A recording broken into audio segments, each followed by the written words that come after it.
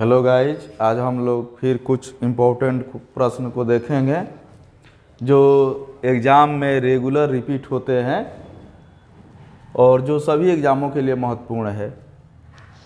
तो पहला प्रश्न है, अखिल भारतीय किसान सभा के संस्थापक अध्यक्ष कौन थे? अखिल भारतीय किसान सभा के संस्थापक अध्यक्ष कौन थे या थे? तो ए में है ऑप्शन आचार्य नरेंद्र देव, बी है स्वामी सहजानंद सरस्वती और सी, ये ऑप्शन सी होगा, सी में है बंकिम मुखर्जी और डी में है जयप्रकाश नारायण।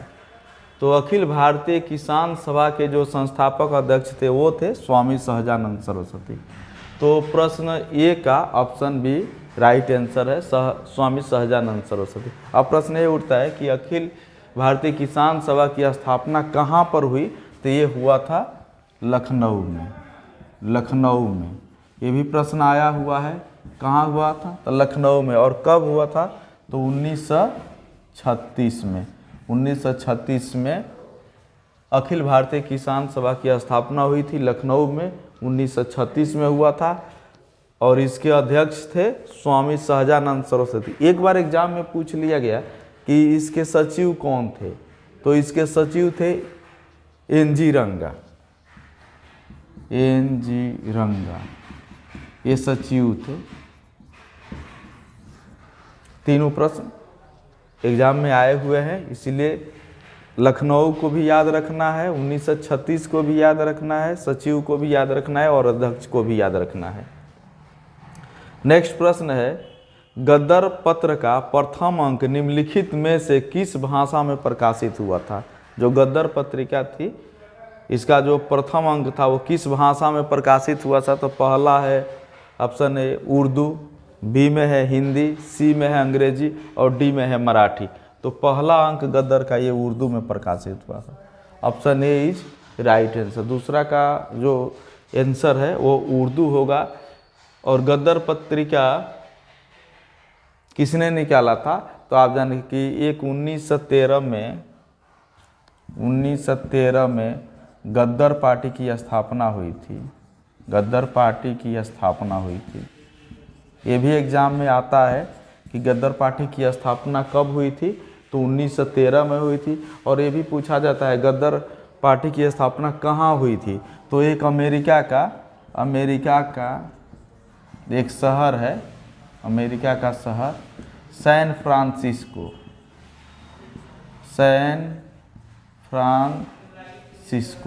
सैन फ्रांसिस्को में इसकी स्थापना हुई थी गद्दर पार्टी की। लाला हरदयाल का नाम आप लोग सुने होंगे, लाला हरदयाल, इन्होंने मुख्य भूमिका निभाई थी और ये सारे प्रश्न आए हुए हैं। नेक्स्ट जो प्रश्न है, गांधी जी ने दांडी मार्च प्रारंभ किया। गांधी जी ने दांडी मार्च प्रारंभ किया। ऑप्शन ए है अंग्रेजों को भारत छोड़ने के लिए, ऑप्शन बी है नमक कानून तोड़ने के लिए, ऑप्शन सी है विदेशी सामानों के बहिष्कार हेतु और ऑप्शन डी है हिंदू मुस्लिम एकता के लिए। गांधी जी ने दांडी मार्च प्रारंभ किया था, तो इसका राइट आंसर ऑप्शन बी होगा, नमक कानून तोड़ने के लिए गांधी जी ने दांडी मार्च किया था। अब दांडी मार्च कब हुआ था? तो आप देखिएगा दांडी मार्च जो हुआ था वो 12 मार्च से प्रारंभ हुआ था। 12 मार्च 1930 से प्रारंभ हुआ और 6 अप्रैल 1930 तक चला था। ये 6 अप्रैल को गांधी दांडी पहुंच गए और वहां जाके उन्होंने नमक कानून को तोड़ दिया। इससे संबंधित है दांडी मार्च, किससे? नमक कानून तोड़ने से संबंधित है। और अंग्रेजों का भारत छोड़ो, तो आप जानते हैं ये भारत छोड़ो आंदोलन 1942 में हुआ था। फिर विदेशी सामानों का बहिष्कार हेतु, तो ये 1906 में स्वदेशी आंदोलन हुआ था जब विदेशी सामानों का बहिष्कार किया जा रहा था। और हिंदू मुस्लिम एकता के लिए आप जानते हैं खिलाफत आंदोलन में महात्मा गांधी ने इसलिए भाग लिया ताकि हिंदू मुसलमान में एकता स्थापित हो सके। नेक्स्ट जो प्रश्न है, निम्न में से किसको विश्व का कॉफी बंदरगाह कहा जाता है? कॉफी बंदरगाह किसको कहा जाता है? ऑप्शन ए है कोस्टारिका, बी है सेंटोस, सी है रियो डी जेनेरियो और डी है ब्यूनस आयर्स। तो इसका जो राइट आंसर होगा वो होगा सेंटोस। सेंटोस को कॉफ़ी के बंदरगाह के रूप में जानते हैं। कोस्टारिका एक कॉफ़ी की प्रजाति है और रियो डी जेनेरियो तो ब्राज़ील की राजधानी है। तो ये सेंटोस है जिसको कॉफ़ी का बंदरगाह कहा जाता है और ये सेंटोस ब्राज़ील में है। आप जानते हैं कि ब्राज़ील विश्व का सबसे ज़्यादा कॉफ़ी का उत्पादक देश है और यहाँ पर एक मंडी है साओ पालो। साओ पालो साओ पालो साओ पालो साओ पालो इसको साओ पालो को कहवा की मंडी के रूप में भी हम लोग जानते हैं। ये प्रश्न आता है और एक प्रश्न और पूछा जाता है कि ब्राज़ील में कहवा के बागान को क्या कहा जाता है। तो ब्राज़ील में कहवा के बागान को फजेंडा कहा जाता है, ये भी प्रश्न आता है। और भारत में कॉफ़ी के उत्पादन में प्रथम राज्य कौन है, तो ये कर्नाटक है। कर्नाटक में सबसे ज़्यादा कॉफ़ी होती है।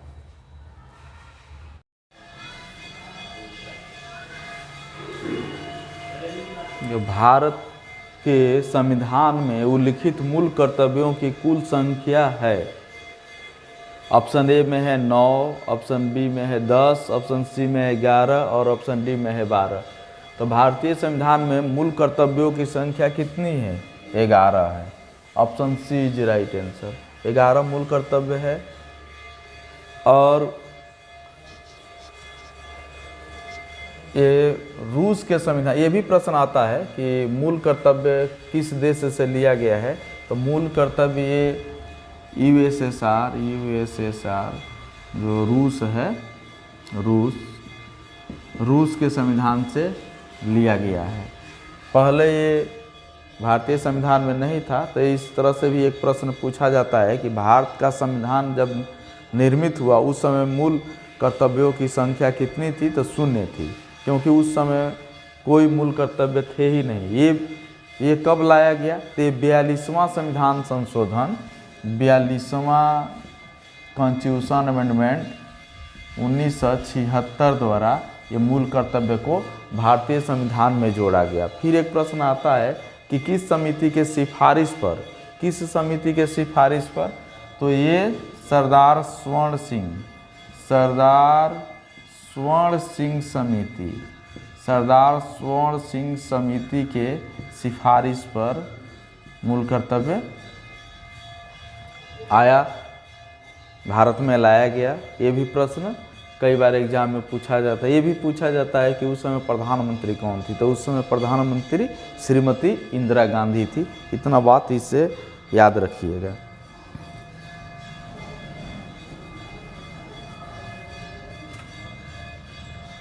नेक्स्ट प्रश्न है, भारत की संघात्मक व्यवस्था में 3 सूचियों में शक्ति का विभाजन लिया गया है। ऑप्शन ए है अमेरिका के संविधान से, ऑप्शन बी है कनाडा के संविधान से, ऑप्शन सी है ऑस्ट्रेलिया के संविधान से और ऑप्शन डी है भारत शासन अधिनियम 1935 से। तो ये लिया गया है कनाडा के संविधान से, यानी option B is right answer. संघात्मक व्यवस्था हमने कनाडा के संविधान से लिया है और अमेरिका के संविधान से हमने फंडामेंटल राइट लिया है, स्वतंत्र न्यायपालिका लिया है और भारत शासन अधिनियम से संविधान का आधा से अधिक हिस्सा इसी से लिया गया है। ऑस्ट्रेलिया से हमने समवर्ती सूची लिया है।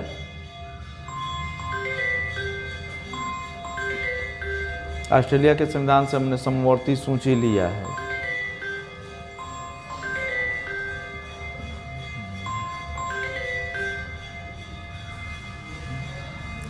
नेक्स्ट प्रश्न है स्वतंत्रता के बाद भारतवर्ष में अब तक कितनी बार वित्तीय आपात की घोषणा की गई है? ऑप्शन ए 1 बार, बी है 2 बार, सी है 4 बार और डी है कभी नहीं। तो स्वतंत्रता के बाद भारत में अब तक कितनी बार वित्तीय आपात? तो आज तक भारत में कभी भी वित्तीय आपात नहीं लगा है। Option D is right answer. Bharat में वित्तीय आपात कभी नहीं लगा है। देखिए आपात का जो बात है आपात उपबंध, ये हमने जर्मनी के संविधान से लिया है, ये भी प्रश्न आता है। दूसरा बात, 3 प्रकार के होते हैं। एक देखिए आर्टिकल 352 राष्ट्रीय आपात, 356 राज्यों में राष्ट्रपति शासन, राज्यों में राष्ट्रपति शासन, और 360 ये होता है वित्तीय आपात। ये कभी नहीं लगा है, ये कई बार लगा है, और राष्ट्रीय आपात भारत में 3 बार लगा है। राष्ट्रीय आपात 3 बार कब लगा है? एक 1962 चीन भारत युद्ध के समय, दूसरा 1971 पाकिस्तान भारत युद्ध के समय, और तीसरा 1975 में जब इमरजेंसी की घोषणा हुई थी, इमरजेंसी काल में, यानी 3 बार राष्ट्रीय आपात लगा है। राज्यों में राष्ट्रपति शासन अनेकों बार लगा है, सब राज्य में अलग अलग। सबसे पहले पंजाब में लगा था, उस समय पंजाब को पेप्सू कहा जाता था, वहाँ लगा था। बिहार में राष्ट्रपति शासन 8 बार लगा है, सबसे ज़्यादा उत्तर प्रदेश और मणिपुर में लगा है। ये सब बात आप लोग याद रखिएगा। फिर है नेक्स्ट जो क्वेश्चन है कि भारतीय संसद में निम्नलिखित में से कौन सा शामिल है? लोकसभा एवं राज्यसभा। ऑप्शन बी है लोकसभा, राज्यसभा एवं प्रधानमंत्री। ऑप्शन सी है लोकसभा एवं लोकसभा के अध्यक्ष। ऑप्शन डी है राष्ट्रपति एवं दोनों सदन। तो इसका सही जो आंसर होगा वो ऑप्शन डी होगा, राष्ट्रपति एवं दोनों सदन। देखिए जो संसद बनी होती है वो राष्ट्रपति से, और दोनों सदन मतलब लोकसभा प्लस राज्यसभा प्लस राष्ट्रपति, ये तीनों से मिलके संसद का निर्माण होता है। और देखिए लोकसभा को निम्न सदन कहते हैं और राज्यसभा को उच्च सदन कहते हैं।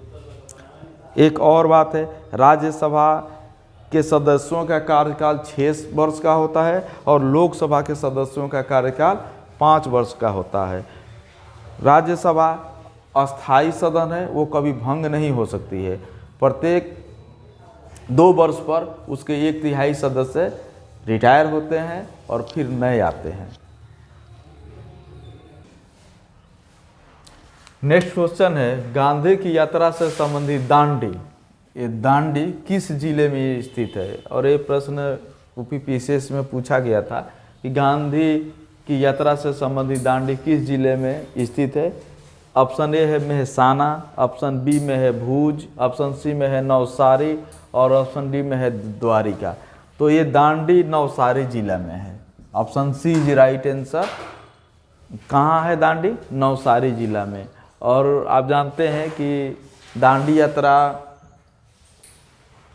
महात्मा गांधी ने अपने 78 अनुयायियों के साथ शुरू किया था। 12 मार्च को साबरमती से शुरू किया था और 24 दिन के बाद वो 6 अप्रैल को दांडी पहुंचकर, यानी नवसारी जिला में जो दांडी है वहाँ पहुंचकर उसने नमक कानून को तोड़ा था। अच्छा, एक और प्रश्न है कि बिहार से, इसमें जो गांधी का दांडी मार्च था उसमें बिहार से एकमात्र व्यक्ति कौन थे? तो वो बिहार के एकमात्र व्यक्ति गिरवरधारी चौधरी थे, जो गांधी के 78 अनुयायियों में एक थे। गिरवरधारी चौधरी बिहार थे। नेक्स्ट प्रश्न है निम्नलिखित में से किस स्रोत में उल्लेखित है कि प्राचीन भारत में दास्ता नहीं है? ऑप्शन ए अर्थशास्त्र, ऑप्शन बी मुद्रा राक्षस, ऑप्शन सी इंडिका और ऑप्शन डी वायु पुराण। किसमें कि भारत में दास नहीं है? तो इसका जो राइट आंसर होगा वो होगा Indica, option C Indica. Indica में उल्लेखित है कि भारत में दास नहीं है, जबकि ये बात गलत है। भारत में दास प्रथा के साक्ष्य मिले हैं, चाहे वो अर्थशास्त्र हो, चाहे वो मुद्रा राक्षस हो, चाहे कोई भी प्राचीन जो धार्मिक ग्रंथ है उसमें दास प्रथा के साक्ष्य है। तो एक और प्रश्न बनता है कि इंडिका किसकी रचना है? कई बार एग्जाम में आया हुआ है कि इंडिका किसने लिखा है? तो इंडिका के लेखक जो हैं वो मेगास्थनीज है। इंडिका के लेखक है मेगास्थनीज। ये मेगास्थनीज है और मेगास्थनीज भारत आने वाला पहला राजदूत भी है। तो प्रश्न ये भी उठता है कि मेगास्थनीज किसका राजदूत है जो भारत आया था सर्वप्रथम? तो ये सेल्यूकस निकेटर का ये दूत था जो चंद्रगुप्त मौर्य के दरबार में पाटलिपुत्र आया था। सेल्यूकस निकेटर जो सिकंदर का एक सेनापति था, और चंद्रगुप्त मौर्य और सेल्यूकस निकेटर के बीच में 305 में एक युद्ध हुआ था जिसमें सेल्यूकस निकेटर हार गया था और एक संधि हुई थी। उसी संधि के तहत सेल्यूकस निकेटर की पुत्री हेलन, जिसका एक नाम कार्नेलिया भी है, उससे चंद्रगुप्त मौर्य की शादी होती है। और उसी शादी के बाद मेगास्थनीज दूत बनकर पाटलिपुत्र आता है और उसी का जो किताब है जो लिखा है इंडिका। एक प्रश्न और पूछा जाता है कि इंडिका से क्या जानकारी मिलती है? तो पाटलिपुत्र के प्रशासन की जानकारी इंडिका से मिलती है। पाटलिपुत्र के प्रशासन के बारे में मेगास्थनीज ने वर्णन किया है इंडिका में। और ये भी प्रश्न पूछा जाता है मुद्रा राक्षस के लेखक कौन है? तो मुद्रा राक्षस विशाख दत्त की रचना है। किसने लिखा है? तो विशाख दत्त ने मुद्रा राक्षस को लिखा है। और इस मुद्रा राक्षस से ये जानकारी मिलती है कि चंद्रगुप्त मौर्य, ये इनके लिए एक शब्द का प्रयोग किया गया है ब्रिसल, यानी निम्न कुल का। ये मुद्रा राक्षस में है। अर्थशास्त्र के लेखक कौटिल्य हैं, जिनका एक नाम चाणक्य भी है। इनका मूल नाम विष्णुगुप्त है, या बचपन का नाम कहिए विष्णुगुप्त है। और अर्थशास्त्र एक राजनीतिक ग्रंथ है, न कि आर्थिक ग्रंथ है। राजनीतिक एवं प्रशासनिक ग्रंथ है जिसके रचयिता चाणक्य हैं, कौटिल्य, और जो चंद्रगुप्त मौर्य के प्रधानमंत्री थे, उनके गुरु भी थे। नेक्स्ट जो प्रश्न है, निम्नलिखित नदियों में से किनके स्रोत बिंदु लगभग एक ही है? मतलब कौन सी दो नदी है जो एक ही जगह से निकलती है, जिनका उद्गम स्थल एक है? तो ऑप्शन ए में ब्रह्मपुत्र और गंगा, ऑप्शन बी में है ताप्ती और ब्यास, ऑप्शन सी में है ब्रह्मपुत्र और सिंधु, ऑप्शन डी में है सिंधु और झेलम। तो देखिए इसका जो राइट आंसर होगा वो होगा ऑप्शन सी, ब्रह्मपुत्र और सिंधु। क्यों? ब्रह्मपुत्र और सिंधु ये सब मानसरोवर के पास से निकलती है। बाकी गंगा को आप जानते हैं ये गंगोत्री से निकलती है, समझे? तो इस प्रकार जो ब्रह्मपुत्र और सिंधु ये राइट आंसर होगा। इस प्रकार ऑप्शन सी ही इसमें है जिसका दोनों का उद्गम स्थल एक ही है।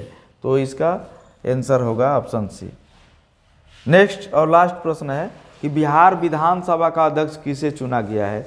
जो बिहार में नया विधानसभा का अध्यक्ष चुने गए हैं वो कौन है? ऑप्शन ए में है नंद किशोर यादव है, ऑप्शन बी में अवध बिहारी चौधरी है, ऑप्शन सी में सम्राट चौधरी है, ऑप्शन डी में है संतोष माझी। तो इसका जो राइट आंसर होगा वो ऑप्शन ए होगा, नंद किशोर यादव। नंद किशोर यादव को बिहार विधानसभा का नया अध्यक्ष चुना गया है। इसके पहले अवध बिहारी चौधरी बिहार विधानसभा के अध्यक्ष थे। ओके फ्रेंड, फिर नेक्स्ट कुछ महत्वपूर्ण प्रश्नों का कलेक्शन करके हम लोग मिलते हैं। तब तक के लिए ओके बाय।